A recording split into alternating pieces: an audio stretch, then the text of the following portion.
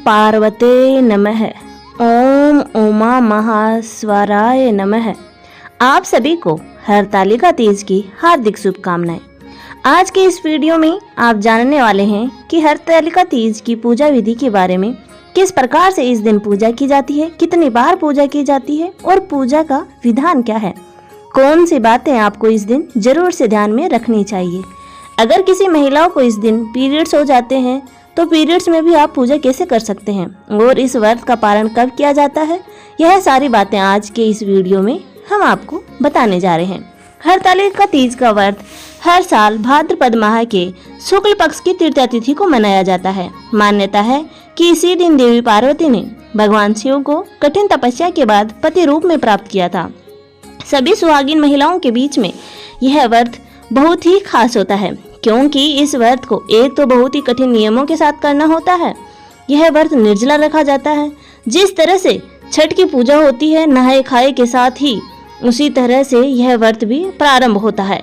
एक दिन पहले ही आपको शुद्ध सात्विक भोजन करना होता है और अगले दिन आपको पूरे 24 घंटे के लिए निर्जला रहना होता है। हालांकि कुछ विशेष परिस्थितियों में इस व्रत को आप जल और फल दोनों के साथ में भी रख सकते हैं। जैसे कि कई बार परिस्थितियां ऐसी होती है कि कोई प्रेग्नेंट लेडी हो या स्वास्थ्य ठीक ना हो, तो ऐसी स्थिति में भी आप इस व्रत को जल और फल के साथ रख सकते हैं। लेकिन आपको जिस तरह का भी व्रत रखना होता है उसका संकल्प आपको सुबह के समय जरूर लेना होता है। फिर दिन भर उसी तरह के नियमों का पालन करना चाहिए, क्योंकि निर्जला रखने से दिन भर में हो सकता है कि आपको बहुत ज़्यादा वीकनेस हो जाए। इन सब से बचने के लिए आपको क्या नहीं करना चाहिए, इन बातों को हम आज आपको बताएंगे। अगर आप हरतालिका तीज की पूजा विधि के बारे में, पूजा के शुभ मुहूर्त के बारे में जानना चाहते हो तो आपको ये वीडियो पूरा देखना होगा, जिसमें आपको पूजा के तीनों शुभ मुहूर्तों के बारे में बताया जाएगा। क्योंकि हरतालिका तीज की जो पूजा होती है वह दिन में सुबह और शाम तो होती ही है। एक तो मुख्य पूजा होती है शाम को प्रदोष काल के समय, जिस समय व्रत की कथा पढ़ी और सुनी जाती है। लेकिन सुबह के समय जब आप संकल्प लेते हैं तो उस समय पूजा की जाती है। तीसरी बार पूजा होती है अगले दिन जब आप व्रत खोलते हैं। तो व्रत खोलने का शुभ मुहूर्त क्या है, इसकी जानकारी हमारे चैनल पर वीडियो अपलोड है, आप उस वीडियो को जरूर देखें। अब बात आती है कि इस व्रत को कैसे रखना चाहिए, पूजा विधि क्या है। तो देखिए, हरतालिका तीज के लिए जो भी आवश्यक पूजन सामग्री है वह आपके पास होनी चाहिए। एक दिन पहले ही आप पूजा की जो भी सामग्री है वो जो सिंजारा देना होता है, सिंजा में बयाना देना होता है, जैसे सुहागन की सामग्री और वस्त्र वगैरह या आपकी जैसी भी सामर्थ्य हो, जो भी आप देना चाहो सुहागन की सामग्री जरूर देनी चाहिए। दक्षिणा जरूर रखनी चाहिए। इसके अलावा आप वस्त्र भी दे सकते हैं, कुछ भी गिफ्ट करने वाली चीज़ें दे सकते हैं, और भी आप जो चाहें सुहागन के लिए सामग्री ला सकते हैं। अच्छे से चेक कर लें कोई भी चीज़ टूटी हुई या खराब ना हो। आपको इस व्रत के लिए बालू चाहिए होती है। बालू हमेशा नदी तालाब के आसपास की जगह से लानी चाहिए और उसमें गंगा जल मिलाकर ही आपको मूर्तियां बनानी चाहिए। इस दिन भगवान गणेश की, भगवान शिव शंकर और माँ पार्वती की मूर्ति बनाकर इनकी पूजा की जाती है। सुबह को जल्दी उठकर आप स्नान आदि से निवृत्त हो जाएं, और क्योंकि इस व्रत को निर्जला रखना है तो एक दिन पहले आप रात तक खूब अच्छे से पानी पिएं। लिक्विड चीज़ें ले, जूस वगैरह ले सकते हैं, नींबू पानी, नमक वगैरह एक दिन पहले आप ले सकते हैं, ताकि अगले दिन व्रत को रखने में आपको कोई भी प्रॉब्लम ना आए। और हो सके तो कुछ जगह पर हरतालिका तीज के दिन सुबह को 3 बजे से 4 बजे के बीच में सरगी भी खाई जाती है। हालांकि बहुत सारी जगह पर ऐसा नियम नहीं है, तो आपके यहाँ जो भी रीति रिवाज हो आप उनका पालन करें। सुबह सरगी में वैसे तो लिक्विड चीज़ें जैसे फूल जूस वगैरह आप ले सकते हैं। लिक्विड चीज़ें ज़्यादा लेंगे तो ज़्यादा अच्छा होगा। नमक का सेवन नहीं करना होता है। तो आप सुबह स्नान करके पूजा की तैयारी करें। अपने घर के मंदिर में गंगा जल छिड़क कर पवित्र कर लें। पूजा करने से पहले हर सुहागिन महिलाओं को अच्छे से श्रृंगार कर लेना चाहिए। हो सके तो नए वस्त्र धारण करें, नहीं तो साफ सुथरे वस्त्र धुले हुए होने चाहिए। भूले से भी काले या भूरे रंग का आज के दिन पूजा में नहीं पहनना चाहिए। तो अब आप सबसे पहले विघ्नकर्ता भगवान गणेश जी की पूजा करें। जो कि तस्वीर या मूर्ति आपके पास हो उससे पहले उसको रख लें। आप उनकी पूजा सुबह के समय कर सकते हैं। हाथ में जल, पुष्प और अक्षत लेकर आपको व्रत का संकल्प लेना होता है और भगवान का, देवी देवताओं का आह्वान आपको करना होता है। संकल्प लेने से पहले आप घर के मंदिर में दीप जला ले। दीपक कभी भी खाली नहीं जलाया जाता है। दीपक के नीचे कुछ पुष्प या अक्षत आप जरूर रखें, इसके बाद ही दीपक जलाएं। घी का दीपक जलाना चाहिए। अगर घी का दीपक जलाना आपके लिए संभव ना हो तो आप तिल के तेल का दीपक भी जला सकते हैं, क्योंकि भगवान की पूजा करने का अधिकार सब रखते हैं, चाहे वे निर्धन हो या अमीर हो। तो आप सुबह दीपक जलाने के साथ हाथ में जल या पुष्प लेकर व्रत का संकल्प इस प्रकार लें कि हे विघ्नकर्ता गणेश, हे भोलेनाथ, हे माँ पार्वती, आज मैं हरतालिका तीज का व्रत रखने जा रही हूँ। इस व्रत को मैं निर्जला या फिर आपके जिस तरह का भी संकल्प लेना है कि फलाहार या जल के साथ, उस तरह का आपको संकल्प लेना है। फिर माता से कहना है कि हे देवी माँ, मैं अपने सुहाग की रक्षा के लिए आज इस व्रत को धारण करूंगी। मेरी प्रार्थना है कि आप सभी देवी देवता यहाँ पर पधार कर मेरे इस व्रत पूजन को स्वीकार करें। आज इस व्रत को रखने में मुझे किसी प्रकार की कोई बाधा ना हो, ऐसा आशीर्वाद आप मुझे प्रदान करें। फिर आप संकल्पित जल, पुष्प, अक्षत को देवी के चरणों में अर्पित कर दें। सुबह की पूजा में आपको बहुत ज़्यादा यदि समय का अभाव है तो आप नॉर्मल तरीके से भी कर सकते हैं संकल्प, लेकिन लेना जरूरी होता है। हो सके तो व्रत की कथा सुबह भी पढ़ें और आरती करके मंत्रों को जो भी जाप कर आपको करना है, जैसे ओम उमा महेश्वराय नमः, ओम नमः शिवाय, गणपति भगवान के मंत्रों का जाप तो जिस तरह उनकी पूजा पहले की जाती है उसी तरह मंत्रों का जाप भी पहले करना चाहिए। अगर समय हो तो शिव रुद्राष्टकम का पाठ पढ़ या सुन सकते हैं। शिव चालीसा का पाठ करके सबसे अंत में कपूर जलाकर आरती करके क्षमा याचना करके यह व्रत प्रारंभ किया जा सकता है। यदि किसी को पीरियड्स होते हैं तो आप अपने परिवार की किसी अन्य महिला से यह पूजा करवाएं। आप बस दूर से बैठकर उन सब पूजा में सम्मिलित होते रहें और ये पूजा आपके मन में करनी है जो कि किसी और से आप करवा रहे हैं। मन में आप आरती भी गा सकते हैं। आराम से आप सच्चे मन से, प्रसन्न मन से, पूर्ण विश्वास के साथ यह पूजा कर सकते हैं। पूजन सामग्री को आपको हाथ नहीं लगाना है। दिन भर आप वो उपवास रखें, 16 श्रृंगार करके रह सकते हैं। अगर पति घर में है तो उनके पैर छूकर उनका आशीर्वाद प्राप्त करें। घर में जितने भी बड़े बुजुर्ग हों, सास ससुर, सबके पैर छूकर आपको सुबह आशीर्वाद उनका लेना चाहिए। और आज के दिन आपका घर का माहौल बहुत ही शांत रहना चाहिए। क्रोध करने से या दिन में सोने से यह व्रत खंडित हो जाता है। अगर किसी की भी तबीयत ठीक नहीं है तो ऐसे में आप दिन के समय आराम कर सकती हैं, लेकिन जरूरत ना हो तो आप दिन के समय सोने से बचें। ऐसी मान्यता है कि जो महिला व्रत के दिन सोती है उन्हें अगले जन्म में अजगर का रूप मिलता है। अजगर का जन्म उन्हें लेना पड़ता है। ज़्यादा प्यास ना लगने और इस व्रत में वीकनेस ज़्यादा ना हो तो कम से कम भोले भगवान का नए मन ही मन करते रहें, भगवान भोले का जाप करते रहें।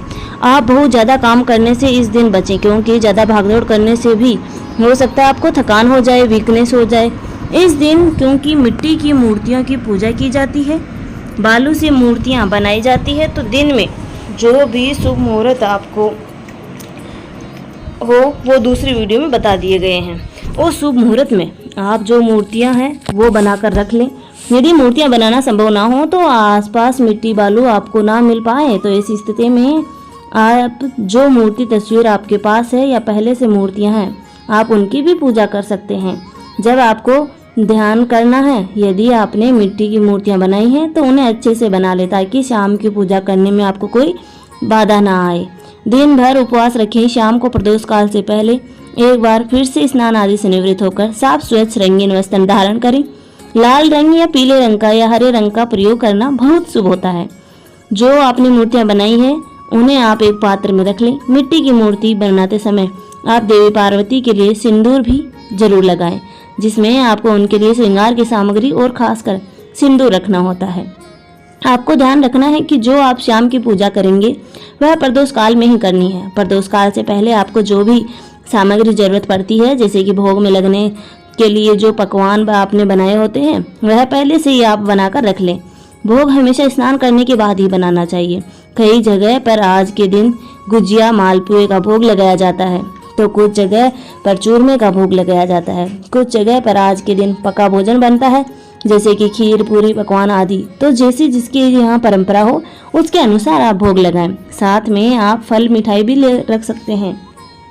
पंचमेवा या 5 तरह के फल या 5 तरह की मिठाई का भी भोग लगा सकते हैं। आपकी सामर्थ्य है, आप उसी के अनुसार काम करें।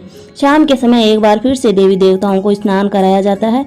स्नान कराने के बाद उन्हें तिलक लगाया जाता है। गणपति भगवान को सिंदूर का तिलक, देवी पार्वती को सिंदूर का तिलक और भोलेनाथ को चंदन का तिलक लगाया जाता है।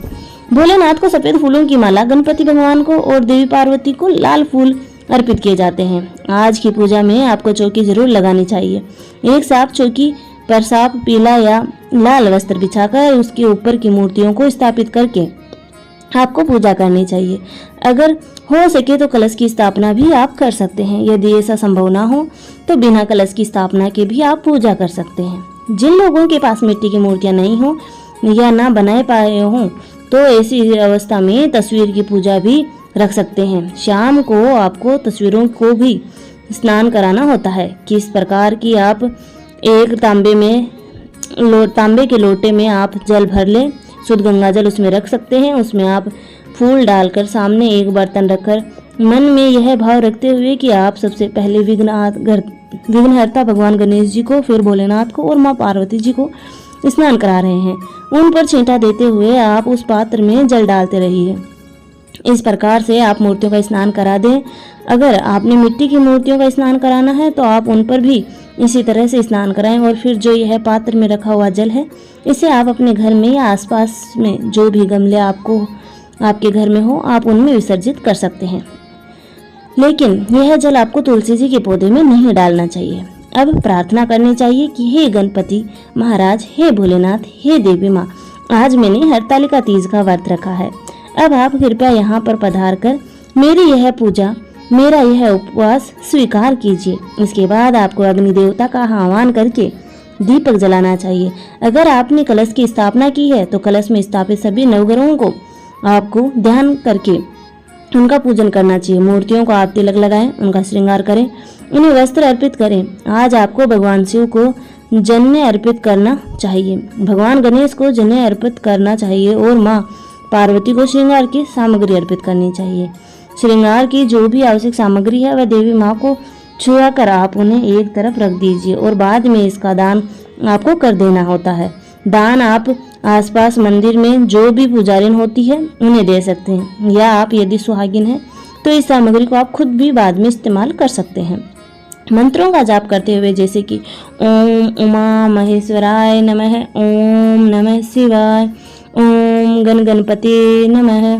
भगवान की पूजा करते समय ओम गण गणपते नमः इस मंत्र का जाप करते हुए आप इन्हें भोग लगाएं। भोग में आप लड्डू, मोदक का, पान, सुपारी, इलायची का भोग गणपति भगवान को और शंकर भगवान को फल मिठाई का भोग लगा सकते हैं। भांग, धतूरा, बेलपत्र, संपत्र का भी भोग लगा सकते हैं। देवी पार्वती को आप फल मिठाई का भोग लगाएं या जो भी भगवान आपने आज के लिए बनाया है, गुजिया, मालपुए या पका भोजन, आप उनको भोग शाम के समय लगाएं। शाम के समय ही आपको इन सब चीज़ों का भोग लगाना होता है।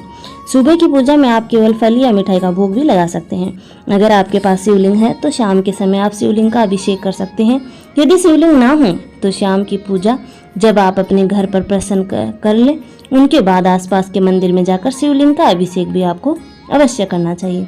शाम के समय अगर आप ना कर पाएँ तो सुबह पर आप शिवलिंग का अभिषेक जरूर करें, क्योंकि आज के दिन शिवलिंग पर अभिषेक करने से भोलेनाथ बहुत प्रसन्न रहते हैं और आपके मन चाही इच्छा भी पूर्ण करते हैं, क्योंकि यह व्रत सुहाग से जुड़ा है। अगर हो सके तो शाम की पूजा आपको पति के साथ बैठकर ही करनी चाहिए। अगर पति सम्मिलित ना हो पाए तो बहुत ज़्यादा परेशान होने की जरूरत नहीं है, आप खुद की पूजा कर सकते हैं।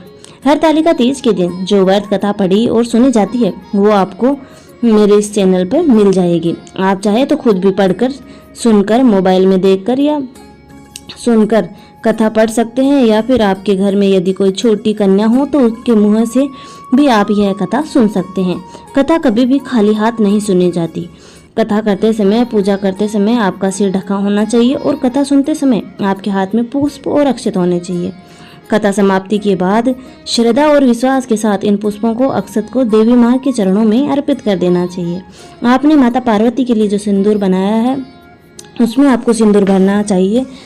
जब आप देवी पार्वती का श्रृंगार करें उस समय 7 बार उनकी मांग में यह सिंदूर लगाया जाता है, जिसे आप अगले दिन व्रत खोलते समय वापस देवी माँ से मांगते हैं। और वो वापस मांगने की जो विधि है या व्रत पारण की जो विधि है, जिसे व्रत खोलने भी कहते हैं, उसकी वीडियो आपको हमारे चैनल में अलग से देखने को मिल जाएगी।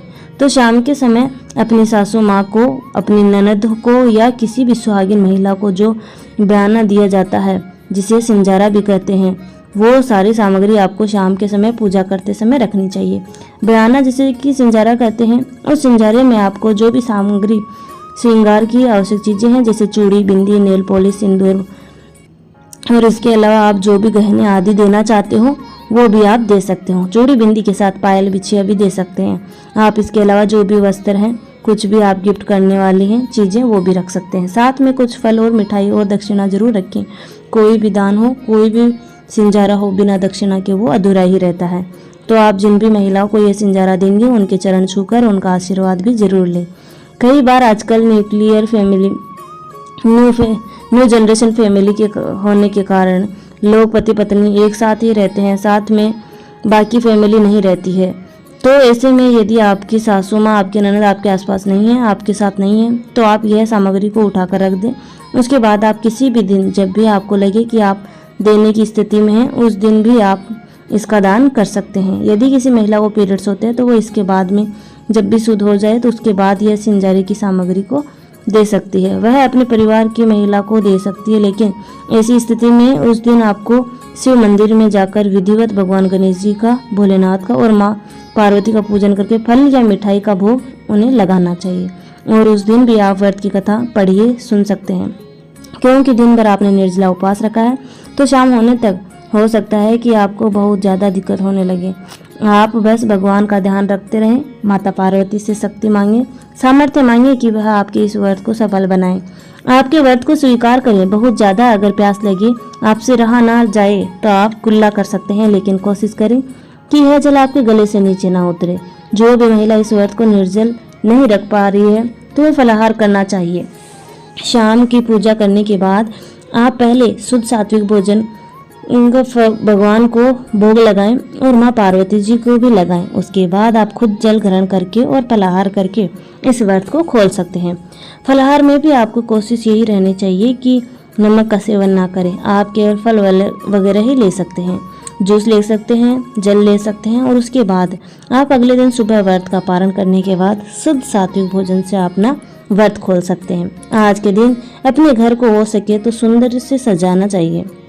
मंदिर में आप रंगोली बना सकते हैं। आज के दिन आप केले के पत्तों से मंडप भी बना सकते हैं, क्योंकि कोई भी पूजा पाठ यदि आप करते हैं तो उसे सच्चे मन से, लगन से करनी चाहिए। अगर परिवार में किसी भी महिला ने हरतालिका का तीज का व्रत रखा है तो परिवार के बाकी सदस्यों को चाहिए कि वह व्रती महिला की सेवा करें, उन्हें आज के दिन कम से कम काम करने दें, घर का माहौल अच्छा रखें, किसी भी तरह का कलेश, झगड़ा या कोई भी तरह का काम ना हो जिससे व्रती महिला को किसी भी तरह का मानसिक तनाव हो। यह थी आज की वीडियो। उम्मीद है आपको जानकारी पसंद आई होगी। ऐसी ही जानकारी आगे पाने के लिए आप हमारे वीडियो को लाइक, शेयर और सब्सक्राइब करना ना भूलें। धन्यवाद।